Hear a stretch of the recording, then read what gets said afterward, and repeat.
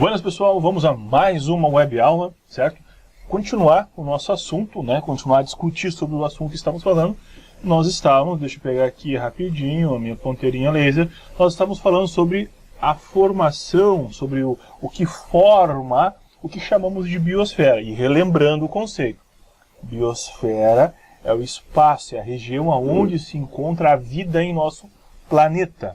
E ela pode ser dividida em três grandes partes, em três grandes universos, espaços, e nós chamaríamos esses espaços de litosfera. Nós já vimos, agora há pouco falamos sobre tudo aquilo que compõe o solo aonde a vida se coloca, certo? Já vimos sobre a formação, rochas, nome de rocha, né? Classificação da rocha, do solo em si, ok? E vamos falar também sobre a atmosfera, que é tudo aquilo que está no universo do nosso espaço, certo? Tudo que compõe o ar, o espaço do ar, nós estamos falando de atmosfera, ok? Além disso, nós vamos falar agora, e o professor já vai puxar, vamos comentar sobre a hidrosfera, que é o espaço, que é a região, né, ou tudo aquilo que em nosso planeta é composto de água é classificado dentro desse grande grupo que nós chamamos de hidrosfera. Então, vamos pegar aqui, ir para este link, e nós já entramos aqui nessa imagem extremamente interessante. Primeiro, hidro, água, esfera de água. Quando o professor fala espaço, eu não estou falando do espaço sideral, cósmico, planetas, não. Quando eu falo de espaço, eu estou falando do local, estou falando de uma questão espacial, estou falando da questão material que refere-se ao local em si, né? Ao local em si. O professor está com uma dorzinha aqui no dente. Está pegando. Vamos lá. Então, dando continuidade, tá? A fórmula molecular que a ciência usa para representar a água é essa fórmula aqui. H2O, representa a molécula de água. A molécula de água ela é composta por 2 átomos de hidrogênio e 1 átomo de oxigênio, tá? Então, o que eu tenho nesse grande universo, nesse grande conjunto, em tudo que tem no planeta, o que eu posso classificar pertencente à hidrosfera? Tudo que tem água. E essa água ela tem um ciclo, né? Então vamos começar aqui. Vamos pensar nos nossos oceanos. O Sol, normalmente, gente, o inverno ele tende a ser um pouco mais seco, né? E o verão tende a ser um pouco mais úmido. Por quê? O calor do Sol faz o que com a água? Agita as moléculas de água. Faz com que... Então, o que determina, né, os famosos estados físicos da água, sólido, líquido e vapor, é o agitar das moléculas. Então pensem assim, quando tem pouca agitação, ou seja, tem pouca energia, essas moléculas de água, elas ficam muito próximas, bem juntinhas. À medida que eu dou energia, e essa energia pode ser em forma de calor, as moléculas começam a vibrar mais. E elas se afastam um pouquinho, entrando no estado líquido. E à medida que eu boto mais energia no processo, elas vibram mais e entram no estado de vapor. Tá certo? Então, quando as moléculas de água elas saem do estado líquido, e aqui dá um exemplo, as águas do oceano. Isso acontece para a formação de nuvens, né? E o processo se dá dessa forma. Claro, não só o oceano, vocês vão ver nesse gráfico aqui vários elementos que eu já vou falar para vocês. Mas vamos começar por aqui, o nosso estudo, por essa setinha, né? Quando a energia do Sol coloca as moléculas de água em um estado energético que vai fazer com que elas saiam do estado líquido e entrem no estado de vapor, a passagem do estado líquido para o estado de vapor chama-se evaporação. Tá certo? Pois bem, quando esse vapor as gotículas tão minúsculas de água que estão no ar, nessa umidade, né, em estado de vapor, quando elas se juntam, e tem um termo técnico, se aglutinam, aglutinar é se juntar, tá bom? Quando elas se juntam e elas vão formando gotículas cada vez maiores, elas se condensam, entram no estado líquido. Então a condensação é esse momento que o vapor começa a entrar em estado líquido, formando nuvens. Tanto é que muitos cientistas dizem que as nuvens são os famosos rios voadores, né? Levando umidade de região a região. Pra você ter uma ideia, a chuva que chega aqui na nossa região, boa parte dela é oriunda da evaporação da água que veio lá da Amazônia, que forma grandes nuvens, pega uma descida em correntes de ar, né, e que as trazem até aqui a nossa região.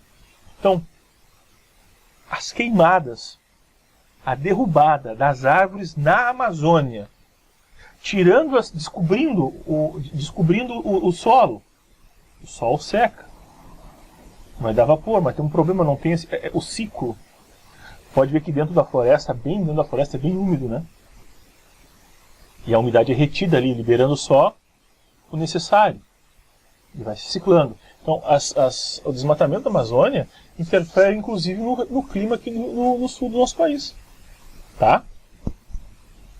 E à medida que essas gotículas elas vão ficando mais aglutinadas, mais pesadas, chega uma hora que não tem energia suficiente para essa gotícula continuar voando.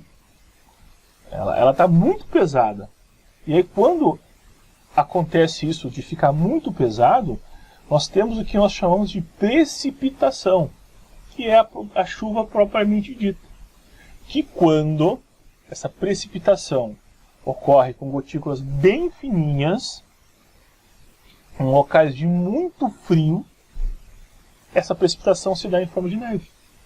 A neve é uma espécie de garoa fininha, mas no momento, né, numa situação climática onde aquela nuvem se encontra e até a chegada dela do chão, em que congela o floquinho, congela aquela gotículazinha de água. E aí ocorre a neve.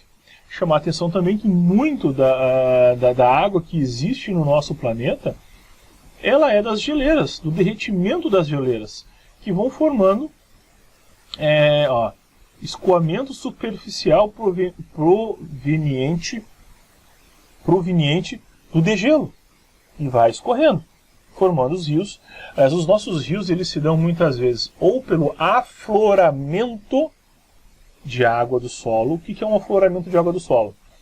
Tem alguma nascente, né, algum ponto subterrâneo em que a água simplesmente aflora do solo.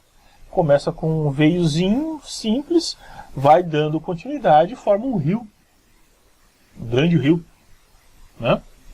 E também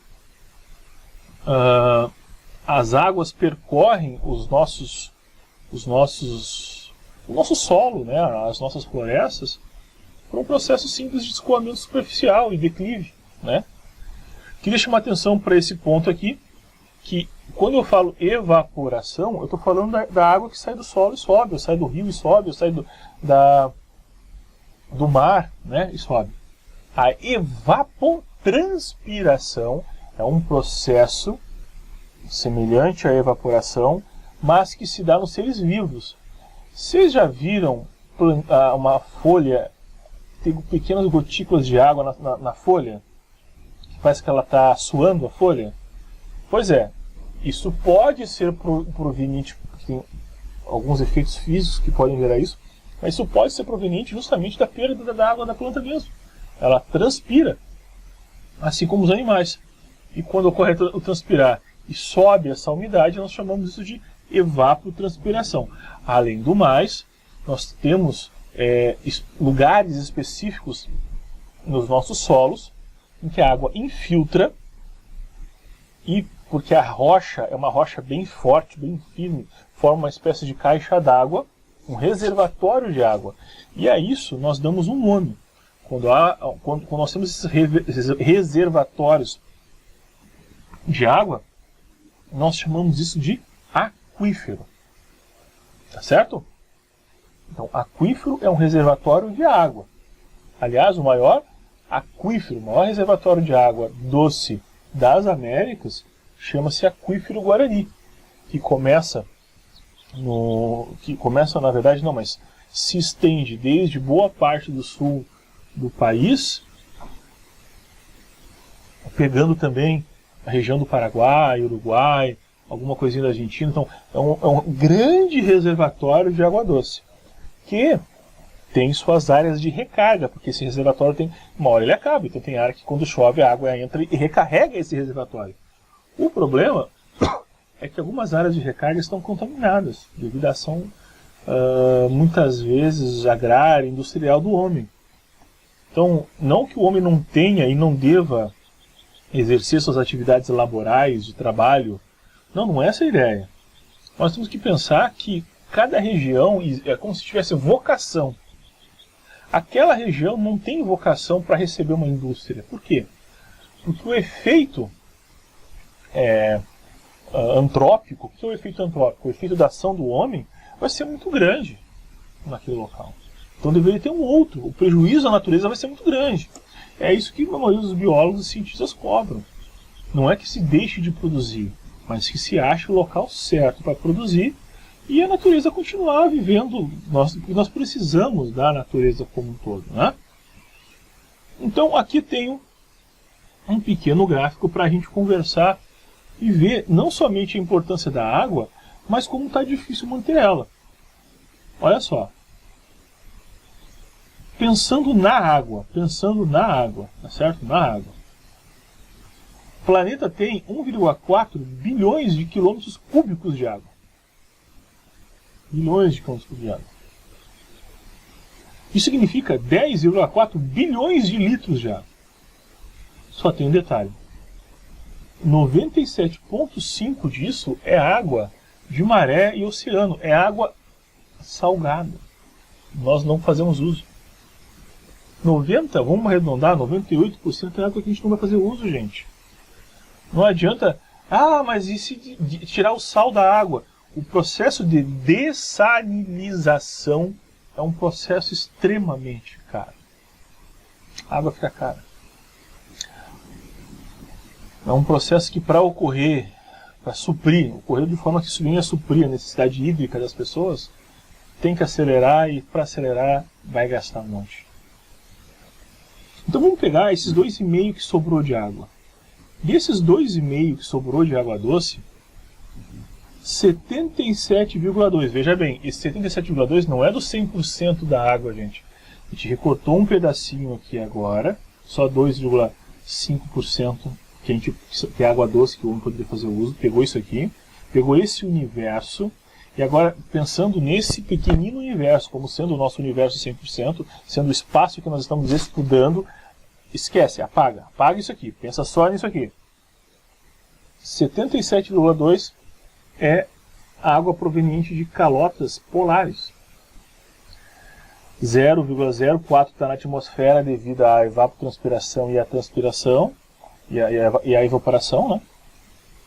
Gente, 0,36 está em lagos, rios e pântanos, sendo desses ali 22,4 está no subsolo. A água que nós mais utilizamos, pensando em Brasil, tá, gente? Ela está aqui, ó. Só que isso aqui é um pedaço disso aqui. 22% vai estar o quê? Essa cortadinha aqui, ó. De tudo que tem de água no planeta, só esse pedacinho aqui, ó, é o que a gente usa. Esse gráfico aqui faz a mesma coisa, olha só. Água total no planeta, 95, são dados, né? Eu não sei dizer exato para vocês.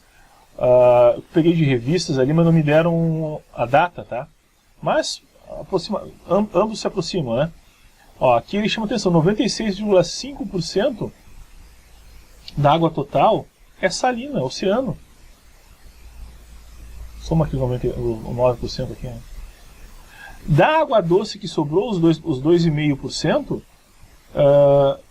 68% é de gelo. Água subterrânea, 30,01%. E água de superfície, água do rio, que a gente tira, que as estações de tratamento de água, as ETAs, elas tratam para que nós venhamos a beber, pessoal, é 1,2% desse pedacinho azul aqui. Agora falando assim, eu lembrei daquela brincadeira, né, que é 30% que de 20% que não é 30% que confundiu todo mundo. Mas tem um sentido isso, tá, gente?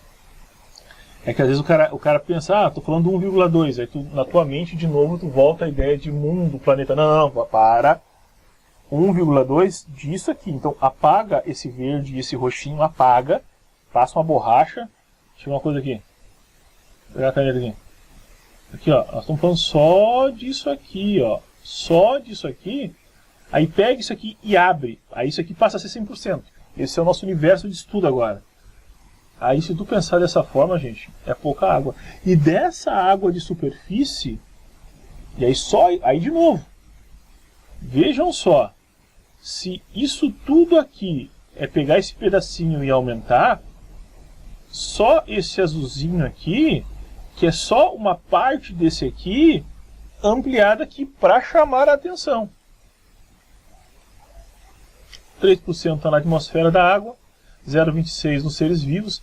Pessoal, 0,49% dos rios. Sabe o rio, o nosso rio Itajaí, onde as estações de tratamento coletam água para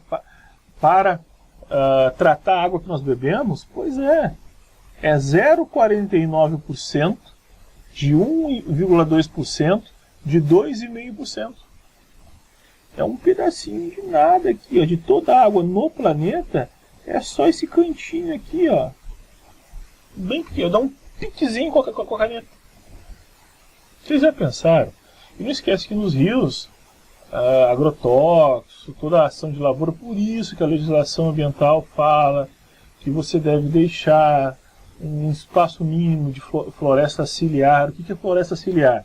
É aquela floresta que está na beira do rio, para não deixar escoar várias situações.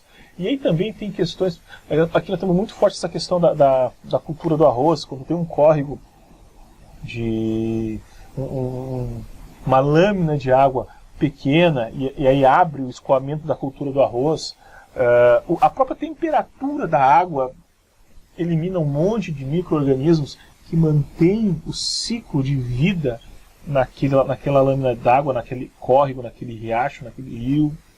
São vários fatores químicos e físicos que interferem. E detalhe, já estamos começando a sofrer com isso. Vocês sabem, né? Olha só o quanto pouquíssimo de água nós temos à nossa disposição. Só uma coisa legal aqui, ó, o solo e permafrost. Permafrost é o solo congelado que nós temos lá no Alasca, tá? É um solo congelado, não permanente, certo? Então, gente, realmente a gente tem que começar a parar e repensar os nossos atos, porque daqui a pouco está se tornando cada vez mais caro tratar a água, porque eu tenho que fazer mais processos para tratar a água, eu tenho que gastar mais, eu gasto mais para tratar a água, e a água começa a se tornar cara. Há lugares no mundo que há escassez de água. É que a gente vive num local que nós temos muita água, nós estamos acostumados com água, né? Mas para pensar quando nós temos as nossas estiagens. E aliás, há pouco tempo não foi estiagem, foi dito que foi seca. Nós passamos pelo período muito longo. E água barrenta, porque aí não trata mais. E às vezes, como eu falei para vocês, desmatamento em um lugar, tira a umidade daquele lugar, não vem a umidade, a chuva, a corrente de vento que deveria chover aqui no período X, na hora X, no momento X. Os meses tais costumam chover. Já não chove mais tanto, já diminuiu a média hídrica daquele mês. A gente está mexendo com o equilíbrio térmico, climático da Terra. E isso eu gostaria que vocês entendessem por quê. Não existe uma ciência, existe uma ciência por trás disso. Tá certo? Então tá. Falamos aqui sobre as questões hídricas, falamos sobre as questões de solo. Próximo vídeo o professor vai tratar sobre a atmosfera. Tá certo, gente? Mas então, um abraço, valeu, tchau, tchau.